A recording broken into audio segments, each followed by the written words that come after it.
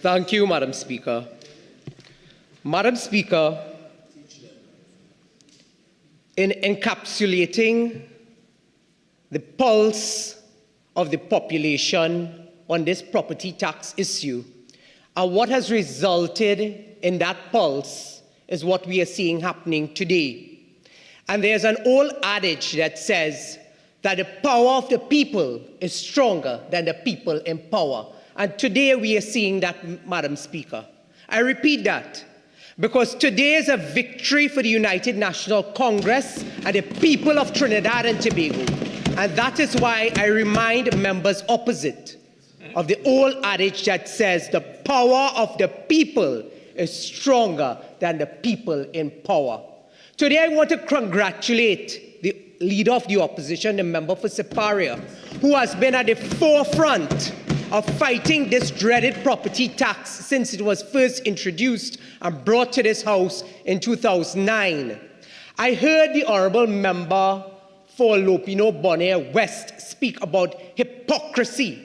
And the member said, well, why didn't they repeal it?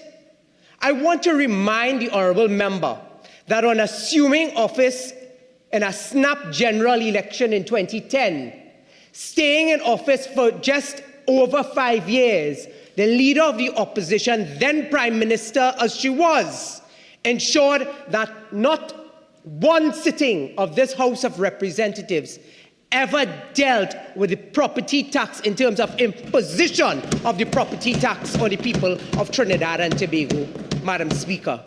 Instead, then Prime Minister Cabinet Note number 1 said she dealt with people-centric issues. It was the establishment of the Children's Life Fund as opposed to the dreaded property tax, Madam Speaker. That was where her heart, her body, her soul, and her mind is, Madam Speaker, in the welfare of the people of Trinidad and Tobago. I heard the member for Diego Martin North East, at the very start of the member's contribution, spoke about members opposite who have properties abroad. And the member indicated that he was aware at least one member of the opposition had properties abroad. And I think the honourable member, sometimes in a very convoluted, distracted sort of way, tends to forget selectively, because in those days between 2009, when the bill was brought, he was serving a different master then, Madam Speaker. A very different master then. And he had a very different tune while he was singing for his supper in that administration. Oh. But you see, Madam Speaker, they say yesterday is yesterday and today is today. I wonder why the honourable member for Diego Martin North East didn't tell us about the member in the government who owns property in the United States. You see, Madam Speaker, posted on one of his own members' Facebook page just recently was their Integrity Commission Form A. And when you go, Madam Speaker, to the area of property, one of the government members speak about a property in Las Vegas, and I encourage the member for Diego Martin North East. It may be very close to him. What? It may be very, very close to him. Okay, so while I understand that you may be responding, I've always said that not everything that is tangential need a response. Let's get on with the matter, please. Madam Speaker, certainly. Just to say that the Honourable Minister may want to look to his left and to his right to get examples of those who have properties abroad. Madam Speaker, the honourable member for Lopino Bonaire West spoke about the leader of the opposition introducing this issue of an inheritance tax. And that our argument, the member for Siparia that is, her argument was that generations to come, I'll send you the note on whose Facebook. You may want to serve a different master after that. Madam Speaker, the member for Lopino Bonaire West spoke about the inheritance tax. And rightfully so, the member for Siparia described it as a debt tax. Because what we will see happening, Madam Speaker, if this bill is not repealed today, and there are categories in the bill that does allow for these deferrals, that if persons are unable, whether they are pensioners, they are unable because they are from the lower rung in terms of being unable, Madam Speaker, to pay the property tax, and they apply for these deferrals, then persons who inherit the land, the properties, they will then have to pay. And therefore, that will build over a cumulative period, Madam Speaker. And that is why we say in that context it is going to be a debt tax being inherited by those to come. We have made the point, and the member for Diego Martin Northeast and the member for Diego Martin West have been at great pains to say they don't know where the member for Sipari and the opposition has gotten this inheritance tax from. But it would not be the first time, Madam Speaker, that the member for Diego Martin Northeast aided and abetted by the member for Diego Martin West, or vice versa, has misled this country. And I'll give you just two examples, Madam Speaker.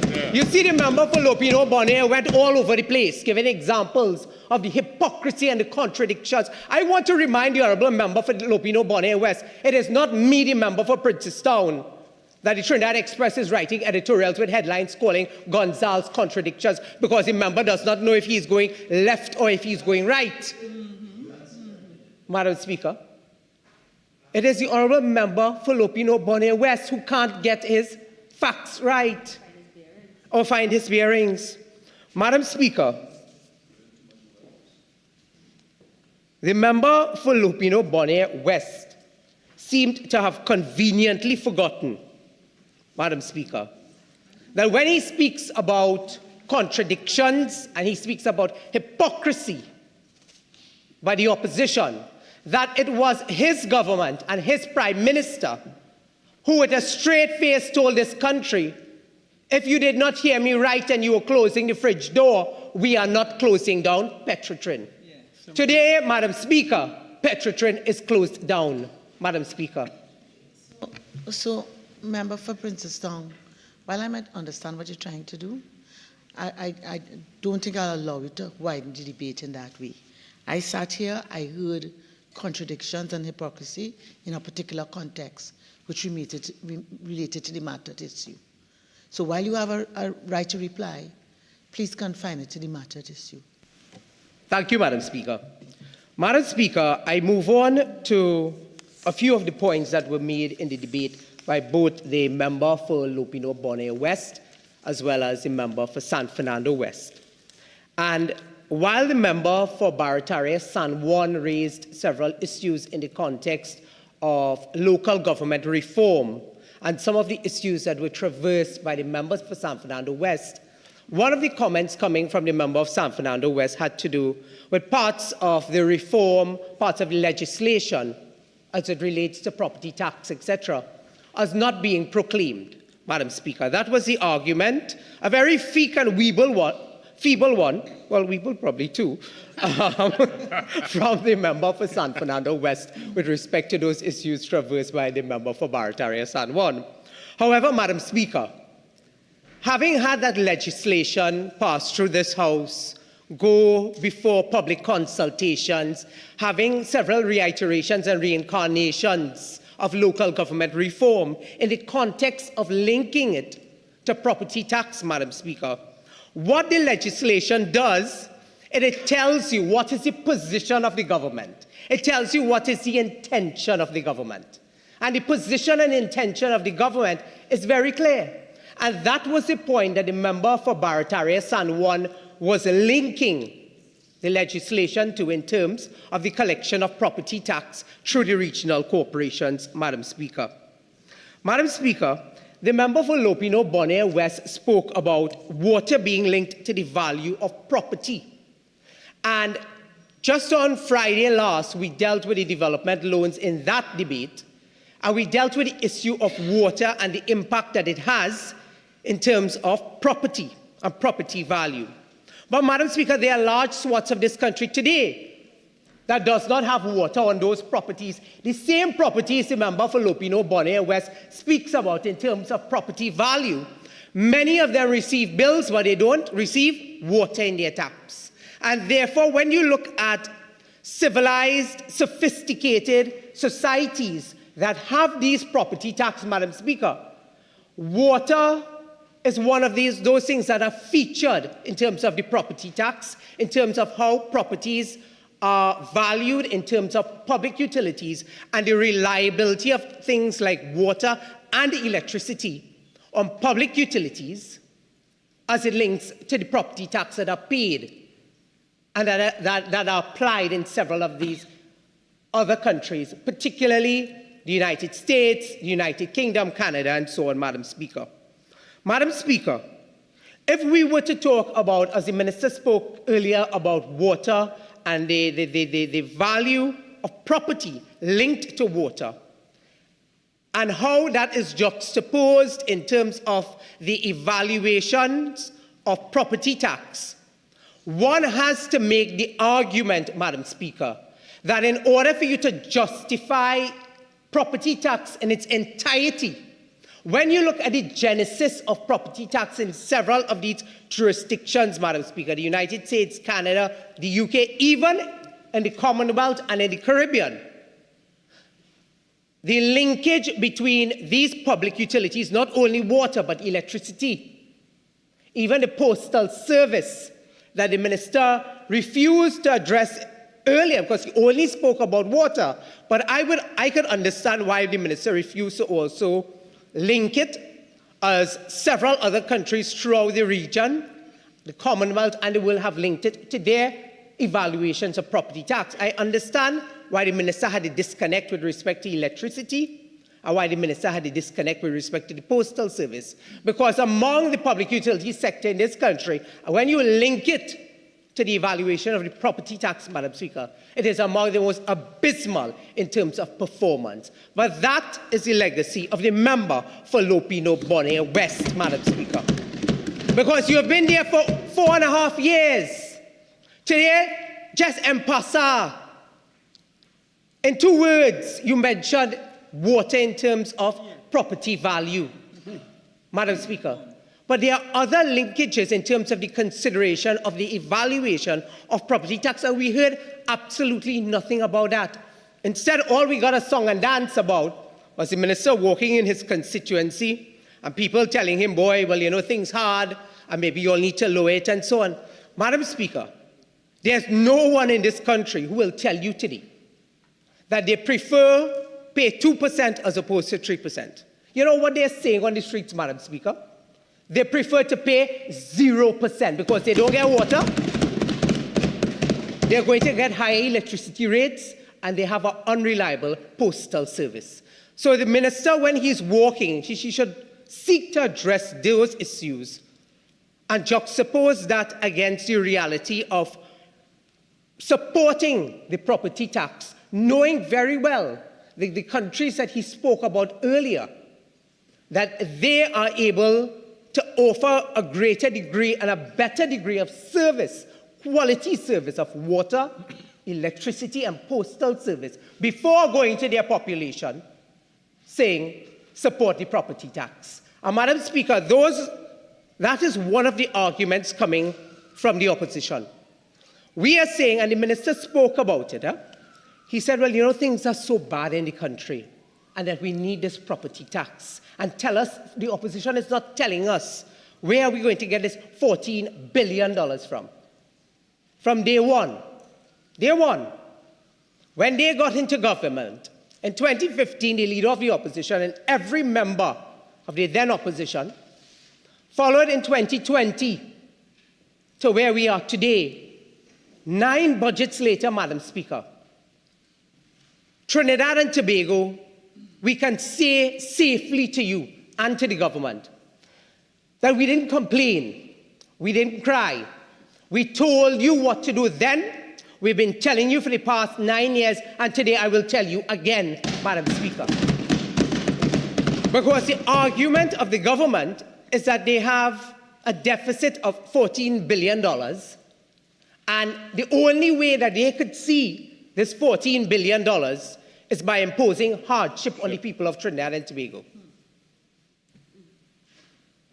Madam Speaker, I say that in the context of just a few days ago, the member for Diego Martin Northeast, after the member for Barataria Salwan really woke up the country and said to them, It is not that the government has scrapped and is not taking the recommendations of the SRC, but rather it has been sent for review. And I say that, Madam Speaker, because today the argument coming particularly from the member for Lopino, Bonner West, is that they need the money, that things, the backdrop of the country in terms of the economy, things are so bad. But you are asking, and if we are to take it in a very simplistic way, I know my colleague from Tabakit has a pasha for putting across that the average man can understand. And I want to bring it to that level, Madam Speaker, because there's a particular interest in terms of today's debate, and I'll tell you why. The national community has so much interest in this because while the member for Lopino, Bonner West just stood in this house and told us the backdrop against the deficit of that $14 billion, the defense of the member for Diego Martin Northeast in terms of what is contained in the Salary Reviews Commission's report is that people are asking, generally in the country, you want us to pay this tax while your salaries are going up, but tell me where am I, the average man, getting the residual income to pay not only property tax, higher electricity rates, higher water rates, against the backdrop of massive unemployment in the country, runaway inflation, high prices in the supermarket. And putting it at a layman's level, Madam Speaker, that essentially puts the debate in the context, in a nutshell, for the average man, woman, and child to understand, because that is the question people are asking. Madam Speaker, the issues affecting property tax, coupled with everything else, all the other taxes, and the general conditions of the country, I always say, people in this country only respond and rile up, and I heard the member for Lopino, Bonner West say, well, they will burn tires, they will protest roads, they will encourage their constituents to rile up. But it is only when these hardships affect your pockets and it affects your homes that you understand the reality. And every single person in this country today understands that the property tax, whether it is 3%, whether it's 2%, whether it's 1%, it affects their pockets and it affects their homes at a time, Madam Speaker, when many of them do not know where their next meal is coming from. And therefore, we want to place on the public record and make it abundantly clear that our position has remained consistent, and that is, we support 0% property tax. We have called on this government to do the right thing and repeal this act. And therefore, while we are telling you to repeal this act, once more, in response to the member for Diego Martin Northeast and the member for Lopino, Bonner West, we will tell you where, because you've been asking us, you've been telling us, tell us where. Where would the $14 billion come from? If you had done what we told you since 2015, you would be in a much better position than you are today. I heard the member for Lopino, Bonner West speak about handlers and what the handlers of the opposition are telling them to do. Before I go into telling you what you should be doing, you know, the member for Chaguanas East in another debate told them they need to mind their own business. They need to mind their own business. Fix your own house. You have this country in a total disarray. People in this country like you don't know if they're going or they're coming. They are struggling to survive. Madam Speaker, I do not think you understand what is the psyche or the psychological impact. When we come here, we could still put on a jacket and tie. You could still go outside there and buy a box of Chinese food, a box of KFC. I do understand your passion, but please be a little sensitive to our earbuds, please. Yes, ma'am. And Madam Speaker, the psyche of this nation has never been more damaged before. And who's responsible for that damage when you think about property tax? You think about people having to worry about the possibility of losing their homes if they are unable to pay this tax. The psyche of this country, Madam Speaker, is in the doldrums because of this People's National Movement administration. You know, Madam Speaker, I told you earlier, the member for Lupino Bonner West and the member for Diego Martin Northeast, and I assume all of their speakers have been lamenting about this $14 billion. And first, I want to make the point, before I move on to where they could have found that $14 billion. When they speak about the assistance that this property tax will give to regional corporations, and I heard the member for Lupino Bonner West reference a comment that was made by the chairman of the Couva-Tabaquite Regional Corporation. And I want to quote from that article, Sunday, March 17, 2024. And this is what the member spoke of earlier, the member for San Fernando West and the member for Lupino Bonner alluded to it. I quote, Madam Speaker, Chairman of the Couva-Tabaquite Talpa Regional Corporation, Ryan Rampersad, said, while the United National Congress does not support the tax, which is consistent to what we have been saying all along, the corporation had made plans for the monies that were expected to be generated. You know why, Madam Speaker? Because they told them that the panacea to the issues in local government was this property tax. So while we have been consistent at the regional corporation bodies, through our chairman, through our councillors, and here in the parliament, that we do not support the tax, they were fooling people outside there that the money collected from property tax will go into the consolidated, will go into the regional corporations. When in truth and in fact, Madam Speaker, any revenue collected through property tax goes to the consolidated fund. It does not go to regional corporations. The member for Barataria Salmon gave us an example earlier, and I will not traverse that because that is very well much explained. But I want citizens to understand that when they come today and they tell you they're moving it from 3% to 2%, as I've said, whether it's 3%, 2%, or 1%, or no percent, Madam Speaker, it does not go directly to the regional corporations. It does not help you with fixing roads. You know, I remember, and again, reference the member for Lupino Bonner West just told us, he said, you know, people are interested in whether or not they'll get water, and whether or not water trucks will be able to operate.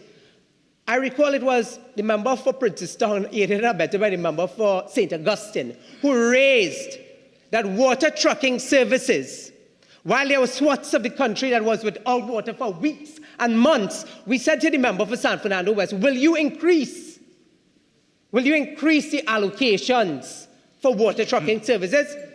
People were suffering and still are suffering today in many parts of this country, Separia, Princestown, Oropouche East, Oropouche West, without basic supply because of geographic discrimination. And when we asked the member for St. Augustine and myself stood up and we asked the member for San Fernando West, will you give additional funding, Madam Speaker? The member was silent. Absolutely not one word to say about that issue. But today, the member for Lupino Bonner West tells us what? That if they collect this tax, the property tax, whether it's 3%, 2%, whatever it is, it will go to regional corporations. And that is why coming out of this debate, we make it abundantly clear to the people of Trinidad and Tobago, Madam Speaker, that none of that property tax will go to regional corporations. It is going to the consolidated fund. When it goes to the consolidated fund, the government then determines the disbursement and the allocations and where that money goes to. Madam Speaker, the member for Lupino Bonner West kept saying, tell us where the $14 billion will come from. Madam Speaker, this government, for the past 9, going on 10 years, have records of very little or no foreign direct investment. It was under the People's Partnership that we saw the highest foreign direct investments in this country. And if you wanted to know where to make up that $14 billion in terms of deficit, tell us, what were the projects that you've instituted? Because COVID only came around at the end of 2019. You cannot use COVID for the rest of your life or the rest of your political life as an excuse for why you have not performed. And Madam Speaker, if government had projects that were attracting foreign direct investment in the country today, COVID or no COVID, you would have been seeing the results of that. And therefore, you would have been able, Madam Speaker, in terms of the $14 billion deficit, you would have been able to say to the country, well, listen, this is what we have also been doing to fix the economy. This is also what we've been doing to generate income into the country. But all you do is complain. All you do is tax and borrow.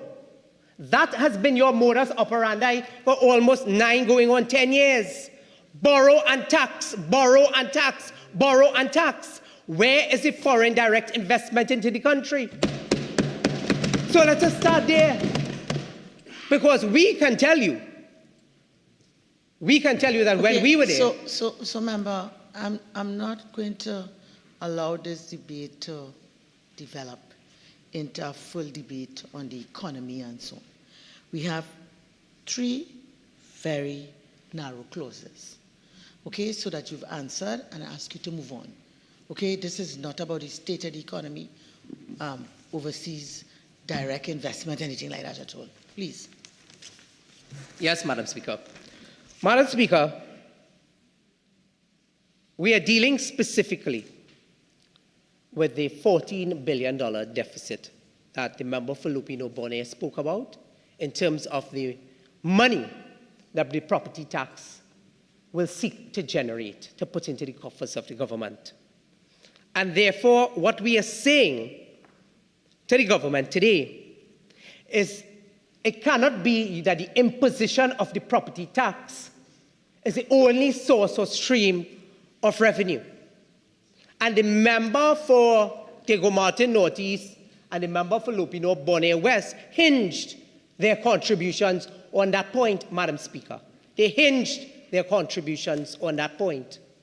And therefore, while we are saying to them, because they've asked us, Madam Speaker, it was a question that was asked of the opposition in terms of this debate today, that while we are saying what our position is very clear, because we do understand that there are just about 3 or 4 clauses that is before us in terms of the bill that is presented.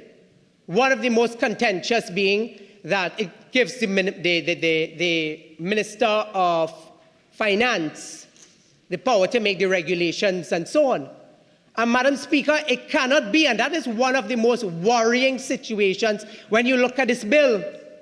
Because there are people inside of this parliament, but also there's a population of 1.4 billion people, who are concerned that should we give the Minister of Finance the power to make the regulations and not have to come back to the parliament for oversight, now what you would see happen is post-general election, if the population takes God out of their thoughts and put back the PNM in, we could very well be seeing that post-general election, the Minister of Finance moves the 2% that he seeks to pass today and bring it back to 3%, 4%, 5%, 6%, 10%, 20%.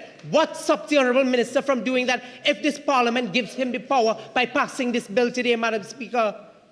And that is why, in the context of what Barataria Sanwan and the member for Siparia has already said, that we do not trust what this government has to tell you. Their track record is there for all to see.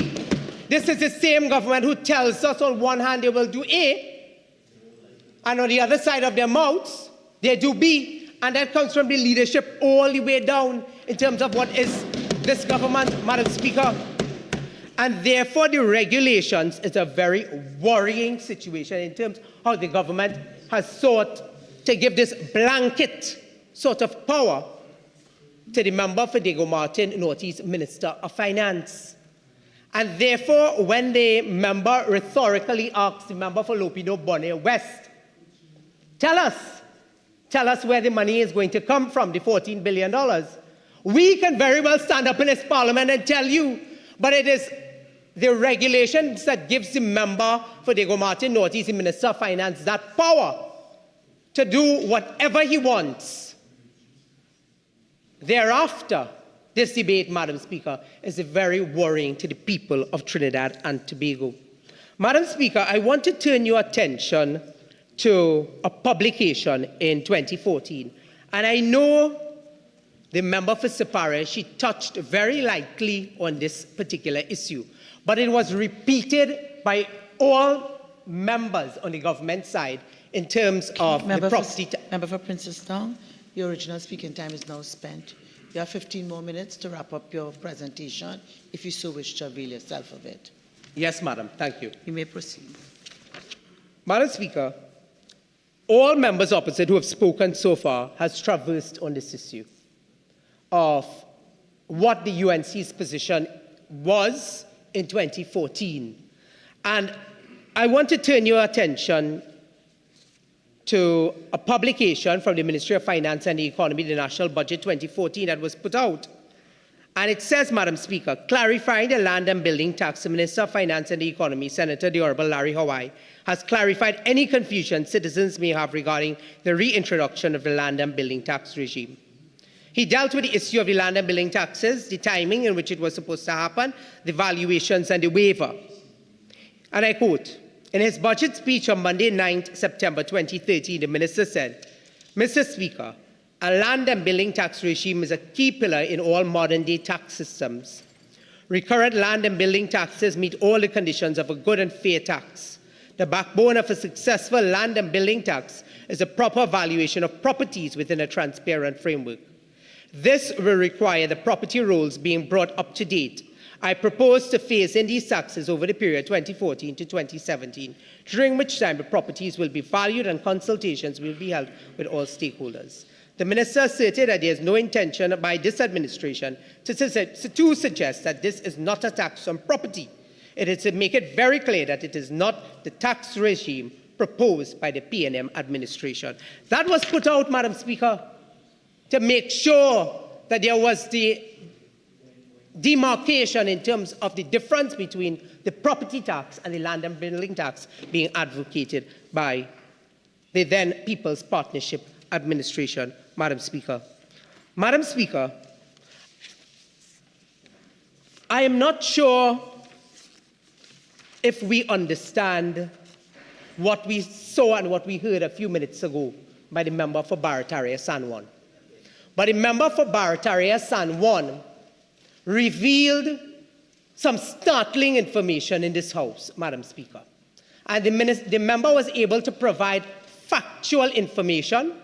The member was able to reference memorandums coming from the Ministry of Finance, the Valuations Division.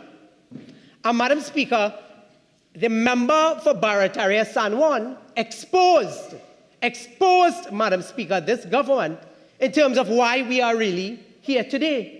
Madam Speaker, can you imagine how frightening it is to think that on a memorandum from the Valuations Division, read by the member for Barataria San Juan to hear, what? That they gave authorization to officers to stand up on the road. You know, in local parlance, we say to stand up on your gap, to stand up on the bridge, and determine how many toilets you have, how many bathrooms you have, how many dog kennels you have. That is the power that was given to the Valuations Division by none other than by the member for Diego Martin Northeast. And that is a memorandum that was read out in this House, reference, date, time, place, and who signed it, by the member for Barataria San Juan. And the member for Diego Martin Northeast and others must stand up in this House and tell us, because you are seeking to take away the parliamentary oversight by giving yourself the power and the regulations to determine whatever you want to do. But then we are hearing from inside the Valuations Department of the Ministry of Finance that you gave the instructions to stand up on the outside of people not home, on your bridge, on your gap, and determine how much toilet and how much dog kennel that you have. Madam Speaker, that is in simplistic terms, so that people, because this is going to affect every strata of our society. Every strata of our society, Madam Speaker. And instead of rolling out a comprehensive education program, and that was something that was raised, the minister promised every step of the way, when the minister spoke about property tax inside of this parliament, or outside of this parliament, one of the features, and it was raised also by the opposition, Because many of us, we represent rural constituencies, rural areas, Madam Speaker. And the onus was on the government through the Ministry of Finance Evaluations Division to roll out an education campaign, and it was promised. Today, what you have happening, and the member for Barataria Sanwan stood in this house and he gave you one example. And we on this side could give you many examples because constituents have been coming to us. And Madam Speaker, you know what we're giving you examples of? Where in households where both husband and wife are receiving valuations for the exact same property. And the valuations are differing in terms of what is the annual rental value. How could that be, Madam Speaker? How could that be? But that is the track record and that is the trust that the member for Diego Martin Northeast wants us to place in him and his government.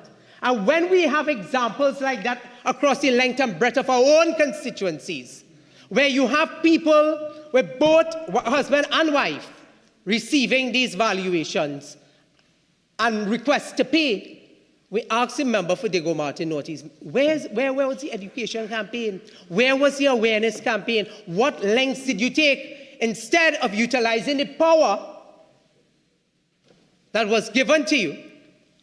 Instead, the member decided that he will tell the Valuations Division to go and stand up if they're not home and determine how much toilet and dog kennel they had. That is what is contained on the memos, Madam Speaker. Point of order 48.6, imputing improper motives. I did no such thing. The Valuations Division is an independent body. The Commission is independent. I cannot tell them anything with respect to valuations. Please continue. Madam Speaker, we will provide a copy of those memos to the Minister of Finance, and it is the responsibility of the point member. Of order. He said 48.6. He said I gave those instructions. That is simply untrue. I gave no such instructions, and no such document exists with me in it. So, member, I'm sure you will deal with that in your wrapping up. Madam Speaker. Continue. Please be quiet. Please. Madam Speaker,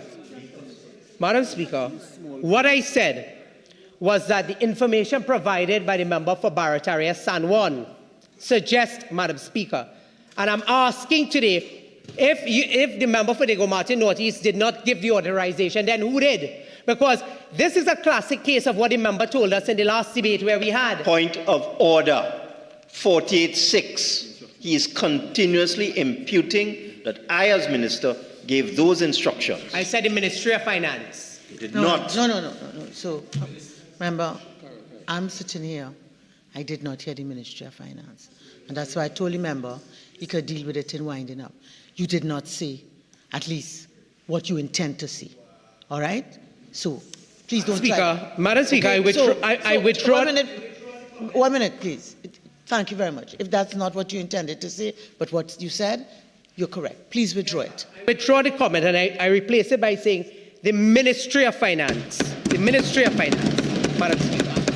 And therefore, we are calling on the member for Diego Martin Northeast, the minister who heads the Ministry of Finance, to say whether or not the minister gave this directive. Because the Ministry of Finance cannot be providing documentation to their staff in the Valuations Division if they did not get the instruction from somewhere. This is the same minister who told us, Madam Speaker, told the nation just a few days ago, who threw the blame on public servants and said, well, they put out the notices that we were suspending the property tax. This is the same minister who stood up in this house today and told us that it was the social media who were telling people that the government suspended the property tax. If the minister was very clear and had a proper communications plan, then we would not have the sort of confusion we have in the country today. But when you're making it up as you go along, and you don't know because your handlers are telling you to move it from 3% to 2% because you have a general election coming up, Madam Speaker, then the minister must be very clear in terms of who gave the directive and why this was allowed to happen. Because, Madam Speaker, that encapsulates the collapse that has brought us here today. The government collapsed. The government has pretty much collapsed, and that is why I say That is why I say, Madam Speaker, that the power of the people is stronger than the people in power. And the people of Trinidad and Tobago, headed by the Honourable Leader of the Opposition, must be congratulated, Madam Speaker, for taking this government to task, for not providing a clear, identifiable path and way forward. First 3%, now it's 2%. You put them back there, meaning the people of Trinidad and Tobago, Madam Speaker, post-general election 2025, and you could very well end up with 10%. And that is the warning we are sounding to this population, because they have told you time and time again they will do A, and they have shown you that they have done B. Because they have a wanton disregard for the people of this country, Madam Speaker. We are calling on this government. We have made it very clear that the UNC has the plans, the policies that we will utilize to ensure that the $14 billion deficit that they speak about, that we have the plans, the policies to ensure that we are able to increase and create new revenue streams, Madam Speaker. And I think that is a point that has missed this entire debate from time and time again. When I see the member for the Martin Northeast, the Minister of Public Utilities, Lupino Bonaire West, they have all said to us, revenue streams, we need new revenue streams. Madam Speaker, we are the opposition, but they are the government. And we have been telling them time and time again what they must do. But it was the leader of the opposition who told them earlier that, like, stick break in your ears. Because there are many things that you could do. Even the population are pointing out of different things that could be done. You have warned me not to traverse those areas. I could very well go into it, but I will not, in honoring your ruling, Madam Speaker. But simply what we are saying is that to take this hardship, this burden off of the backs of the people of Trinidad and Tobago, the backs that you continue to ride with the hope that they will forget that you are telling them today, well, we easing you up. This is no ease up, Madam Speaker. This is no ease up. If you want to ease up the burden, zero. Don't move it from 3% to 2%, move it from 3% to 0%. That is the ease up that the member for Sipari and others are advocating for on this side. Because this is coming at a time, and you also must say, Madam Speaker, the government that is, must also say, while we are hearing that they have not determined what they will do with the water and electricity rates, at the same time when you're talking to the population today, and you have the opportunity to say to them what is the government's plan, say very clearly that if you're reducing from 3% to 2%, what is going to be the increase for water and electricity? Because what you will see happening is that if you reduce it to 2%, but you increase water and electricity by 10 and 15%, that people out of their income, if you have an average income of $4,000 a month, and you increase water rates by 10%, you increase electricity rates by 10%, and you have a 2% of property tax, in effect, what you now have happening is 22% across the board that is being deducted from your salary. That is the point, Madam Speaker. And the population is asking today, where do you want this residual income to come from? So you're pauperizing the country. You're pauperizing the country with the hope that you will be able to meet that $14 billion deficit. But what you will continue to see happening because of that pauperization, Madam Speaker, you will continue to see the middle class shrinking. You will continue to see massive crime, massive unemployment. And if this country thinks that it couldn't get worse than what it is already today, Madam Speaker, we're in store for a hell of a ride if they are allowed to continue, whether it's 3%, 2%, or 1%, because today we are very clear to them. The opposition supports 0%. Madam Speaker, I thank you. And with those few words, I take my seat.